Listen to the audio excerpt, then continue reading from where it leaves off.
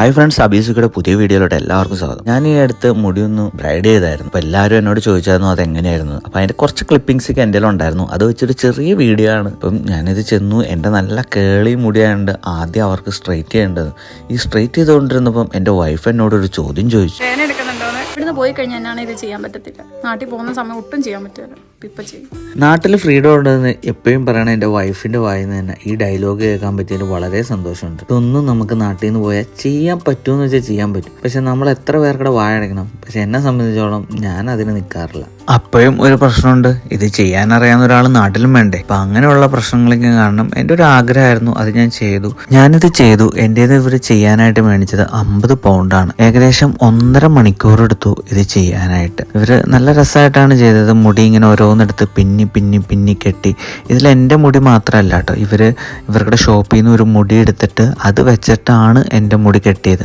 എന്താണെന്ന് വെച്ചാൽ നമ്മുടെ മുടി കെട്ടിക്കഴിഞ്ഞാൽ ഇരിക്കില്ല. ഇവർക്കിടെ ഒരു ചകിരി പോലത്തെ മുടിയല്ലേ, നമ്മുടെ മുടി ഒരു സോഫ്റ്റ് ആൻഡ് അങ്ങനെ ഇരിക്കില്ല. ഏകദേശം കെട്ടിത്തീരുമ്പോഴേ ഈ ഒരു ലുക്ക് വന്നു. ഇച്ചിരി ടൈറ്റാണ്. അപ്പോൾ അവർ പറഞ്ഞു ആദ്യത്തെ ഒരു ദിവസം ചെറിയൊരു തലവേദന ഉണ്ടാവും, പിന്നെ അത് ഓക്കെ ആവും. അവർ പറഞ്ഞ പോലെ തന്നെ എനിക്ക് ആ ചെയ്തൊരു ദിവസത്തെ ബുദ്ധിമുട്ടുള്ളായിരുന്നു. പിന്നെ അങ്ങോട്ട് ഓക്കെ, നല്ല കംഫർട്ടബിളും ആയിരുന്നു. അത്യാവശ്യം നല്ലൊരു ലുക്ക് ഉണ്ടെന്നാണ് എനിക്ക് തോന്നിയത്. ഇതിങ്ങനെ ചെയ്ത് കഴിഞ്ഞിട്ട് ഇവരെൻ്റെ തലയിലോട്ട് ഒരു ഫോം ഇങ്ങനെ അടിച്ചു. ഇതെന്തിനാന്ന് ചോദിച്ചു കഴിഞ്ഞാൽ ഇതൊരു പശയാണ്. നമ്മൾ ഈ എണ്ണ തേച്ച് ചെയ്യുമ്പോൾ മുടി തിളങ്ങൂലേ, അതുപോലെ ഷൈനിങ് ആയിട്ട് ഇരിക്കും. ഇതിട്ടപ്പോൾ അവരെന്നോട് പറഞ്ഞു നിങ്ങൾ കുളിക്കരുത്, കുളിച്ച് കഴിഞ്ഞാൽ ഇത് ഒലിച്ചിറങ്ങി ഇതൊരു പശയാണ് സ്റ്റിഫായിട്ട്, അല്ലെങ്കിൽ കുളിച്ച് കഴിയുമ്പം ഈ പശ പോയിട്ട് മുടി ഇങ്ങനെ നാര് കണക്ക് ഇങ്ങനെ പൊങ്ങിയിരിക്കും. അപ്പോൾ നമ്മുടെ മുടി കാണാൻ ഒരു ഷേലുമില്ല. പിന്നെ ഇവർ ഇതിൻ്റെ മുകളിലോട്ട് ഒരു കറുപ്പ് തുണി എടുത്തിട്ടിട്ട് ഇങ്ങനെ ഹീറ്റ് ചെയ്തു. അത്യാവശ്യം കുറച്ചു നേരം ഹീറ്റ് ചെയ്തപ്പോഴത്തേനും മുടി നല്ല ടൈറ്റായിട്ട് ആ പശയിൽ ഇങ്ങനെ ഇരുന്നു.